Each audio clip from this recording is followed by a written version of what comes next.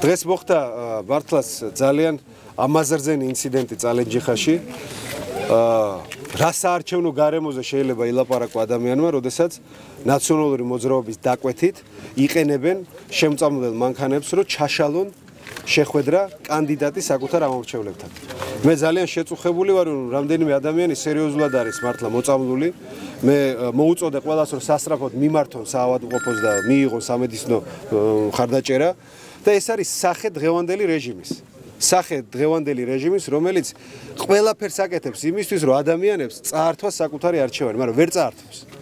ისევე როგორც შვიდიანი რომ ჩამოართვეს ქართულ ოცნებას საარჩევნო ნომერი ვერაფერს ვერ დააკლებს მაინც ქართულ ოცნებას და მაინც მისცემს ხალხი ხმას 41-საც, ისევე ვერავინ ვერ ჩამოართვებს არჩევანის საშუალებას ჩვენი კუთხის შვილებს. ასე რომ ეს არის ხელმოცარული მცდელობა, მაგრამ მე მოუწოდებ საერთაშორისო თანამეგობრობას, აი იმ დამკვირვებლებს, ვინ ჩამოსულები არიან, რომ სასწრაფო რეაგირება გააკეთონ ასეთ ფაქტებზე.